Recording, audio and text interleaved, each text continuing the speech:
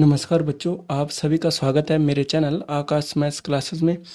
और आज मैं कक्षा 9 के लिए जो कि हमारा अध्याय दूसरा है कि जिसमें हमारे पास दिया है, ठीक है बच्चों, कि बहुपद है। और अध्याय 2 में हमें बीजीय सर्वसमीकरण, जहाँ पे अलजेब्रिक आइडेंटिटी के प्रयोग से, ठीक है, उसका यूज़ करके हमें यहाँ पे दी गई समीकरण, ठीक है, जो हमारे पास व्यंजक दिए हैं उनको हमें हल करना है। तो आपको ज्ञात होना चाहिए कि जो भी हमारी बीजीय सर्वसमीकरण होती है, ठीक है बच्चों, बीजीय समीकरण होते हैं, उन चरों के सभी मानों के लिए क्या होती है, बीजीय जो सर्वसमीकरण है वो क्या होती है, सत्य होती है। तो चलिए बच्चों, ज़्यादा समय न लेते हुए करते हैं कि हमारे पास दिया है 3a plus 4b plus 5c का स्क्वायर, और दूसरा दिया है 4a minus 2b minus 3c का होल स्क्वायर, कि यहाँ पे हमें इस सर्वसमीकरण का प्रयोग करके x plus y plus z का होल स्क्वायर इजकल टू कितना होता है, x square y square z square, 2xy y z और जेड एक्स। तो इसका प्रयोग करना है। तो चलिए बच्चों, ज़्यादा समय न लेते हुए इसको हल करते हैं। तो हमारे पास क्या होगा कि पहले तो हमारे पास है ये, ठीक है, तो इसी को हल करते हैं। ठीक है, हमारे पास पहला क्या है, हमारे पास है पहला बच्चों कि 3a plus 4b plus 5c का होल स्क्वायर है। ठीक, तो हम क्या करते हैं, पहला पद हम लिखते हैं कि सर्वसमीका, ठीक है, सर्वसमीका एक्स वाई और जेड के होल स्क्वायर से तुलना करने पर, देखिए बच्चों, तुलना करने पर क्या हो जाएगा, तुलना करने पर हमारे पास क्या हो जाएगा, देखिए हमें यहाँ पे तुलना करनी है। तो तुलना करने के लिए हमें क्या करना पड़ेगा, x बराबर y बराबर और z बराबर हमें यहाँ पे करना पड़ेगा। तो x बराबर तो कितना हो जाएगा 3a, ठीक है, y बराबर क्या हो जाएगा 4b और z बराबर 5c, ठीक है। तो इस प्रकार हमें इसको हल करना है। तो चलिए अब यहाँ पे क्या कर देते हैं कि इस मान को हम क्या करेंगे कि इस मान को समीकरण में देखो, ठीक है, इस मान को सर्वसमीकरण में रखने पर, ठीक, यहाँ पे क्या हो जाएगा, इस मान को सर्वसमीकरण में रखने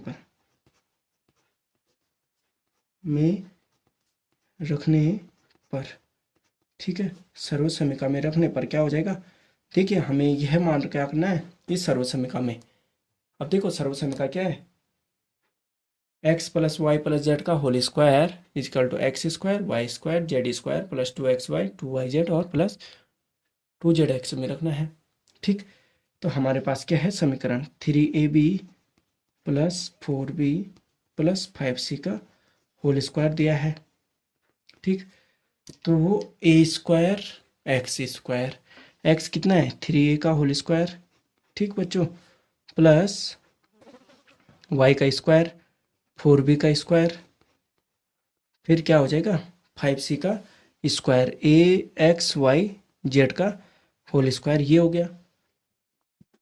फिर क्या हो जाएगा 2xy, एक्स कितना है 3a इंटू क्या हो जाएगा 4b, ये हो गया हमारा। फिर प्लस क्या हो जाएगा वाई जेड, 2 इंटू वाई और जेड 4b इंटू 5c, ठीक है।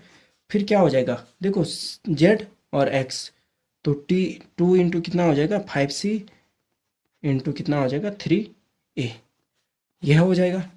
ठीक है, तो इसको हल करते हैं तो हमारे पास कितना हो जाएगा बच्चों, देखो यहाँ पे कितना हो गया, इसको सरल करते हैं तो 3 3 जा कितना हो गया 9 स्क्वायर, 9 ए का स्क्वायर, ठीक है।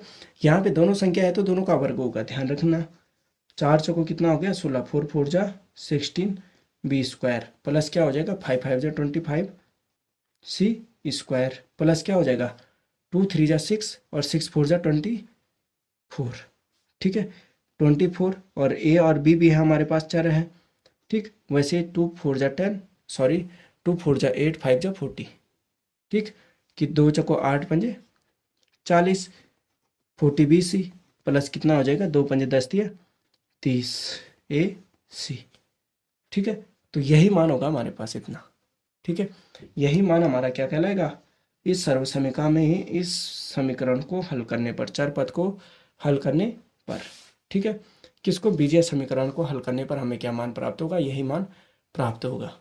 ठीक है बच्चों, चलिए अब ज़्यादा समय न लेते हुए दूसरे वाले को करते हैं कि हमारे पास पहला तो हो गया, दूसरा है कि 4a minus 2b minus 3c।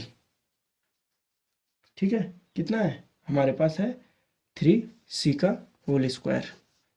ठीक बच्चों, तो इसका स्क्वायर है तो अब क्या हो जाएगा हमारे पास, अब हो जाएगा हमारे पास कि हमें इसको हल करना है। ठीक, तो तब क्या कर देंगे, तब हम कर देंगे कि इसको सरल करने के लिए हमें क्या करना पड़ेगा, सर्वसमीका के साथ तुलना करनी पड़ेगी। ठीक, तो जिस प्रकार हमने ऊपर किया उसी प्रकार की सर्वसमीका। ठीक है बच्चों, सर्वसमीका। ठीक है, x plus y plus z का स्क्वायर, ठीक, से तुलना करने पर, तुलना करने पर। ठीक है बच्चों, तुलना करने पर क्या हो जाएगा कि x y और z, अब यहाँ पे हमारे पास बीजीय व्यंजक है जो वो क्या है, अलग है। ठीक है, बीजीय समीकरण जो है अलग है, तो यहाँ पे 4a हो जाएगा, यहाँ पे अलग था, फिर यहाँ पे y बराबर 2b और z बराबर -3c। ठीक, अब इस मान को अर्थात मतलब x y और z के मान को कि हम क्या कर देते हैं, इस मान को सर्वसमीका में रखने पर, सर्वसमीका में रखने पर। ठीक है, तो सर्वसमीका क्या है हमारे पास, जो हमारे पास x plus y plus z का होल स्क्वायर है वही है x square y square z square plus 2xy 2yz और 2zx। ठीक है बच्चों, तो हमारे पास सर्वसमीका क्या है, देखो सर्वसमीका तो है लेकिन हमारे पास बीजीय समीकरण है 4a minus 2b minus 3c का होल स्क्वायर। ठीक बच्चों, तो क्या हो जाएगा, देखिए माइनस है तो यहाँ पे क्या हो जाएगा 4a का स्क्वायर, x का स्क्वायर 4a का स्क्वायर प्लस कितना हो जाएगा -2b का स्क्वायर। ठीक है, हमें अभी यहाँ पे चिन्ह नहीं बदलने हैं, जो है वही रहने देना है। ठीक है, प्लस कितना हो जाएगा -3c का स्क्वायर। ठीक है, ax y z का स्क्वायर हो गया, प्लस कितना हो जाएगा, प्लस हो जाएगा हमारे पास कि 2 इंटू एक्स कितना है 4a और y कितना है -2b। ठीक है, -2b, तो इसको हम ऐसे लिख देते हैं। ठीक है बच्चों, एक पद हो गया 2xy 2yz, तो 2 इंटू कितना हो जाएगा -2b इंटू कितना हो जाएगा -3c। ठीक है, xy yz, फिर प्लस क्या हो जाएगा, फिर हो जाएगा हमारे पास 2 इंटू कितना हो जाएगा z 3c इंटू कितना हो जाएगा 4a। ठीक है बच्चों, कितना हो जाएगा 4a, तो ये हो जाएगा। ठीक, तो इसको सरल करने पर हमारे पास मान हमें प्राप्त हो जाएगा। ठीक है बच्चों, कि 4 4 जा कितना होता है 16, तो 16 का स्क्वायर प्लस कितना, अब देखो यहाँ पे माइनस माइनस है तो इसको कैसे किया जाता है कि जब हमारे पास -2 इंटू -2 है तो यहाँ पे चिन्ह क्या हो जाता है, प्लस हो जाते हैं और 2 दूनी कितना हो जाता है 4 हो जाता है। तो वैसे ही हमारा यहाँ पे हो जाएगा कि -2 है तो 2 2 जा कितना हो गया 4, तो 2 दूनी कितना हो गया 4, 4b का स्क्वायर 4b का स्क्वायर प्लस कितना हो जाएगा 3 3 जा 9c स्क्वायर। ठीक, फिर अब यहाँ पे देखना प्लस और माइनस है तो कितना हो जाएगा 2 चौको 8 दूनी 16ab। ठीक है, और यहाँ पे माइनस है, यहाँ पे माइनस है तो प्लस हो जाएगा, और प्लस प्लस का तो प्लस होता है, तो 2 दूनी 4 तिया 12। ठीक है बच्चों, और ये माइनस है तो प्लस माइनस का माइनस, 2 तिया 6 चौको 24ca, तो यही हो जाएगा हमारा बीजीय समीकरण का मान। ठीक है बच्चों, तो यही मान हमें ज्ञात करना था कि सर्वसमीकरण का प्रयोग करके, अलजेब्रिक आइडेंटिटी का प्रयोग करके हमें यहाँ पे बीजीय समीकरण का मान ज्ञात करना था। तो उम्मीद करता हूँ बच्चों कि आपको मेरा ये टॉपिक समझ में आया होगा। अगर आप मेरे चैनल आकाश मैथ्स क्लासेस पर नए हो तो मेरे चैनल को सब्सक्राइब करना मत भूलिएगा। धन्यवाद बच्चों। अगर आप मेरे चैनल पर नए हो तो मेरे चैनल को सब्सक्राइब करना मत भूलिएगा। धन्यवाद बच्चों, और ऐसे मिलता हूँ मैं आपको अगली नए टॉपिक और नए वीडियो के साथ।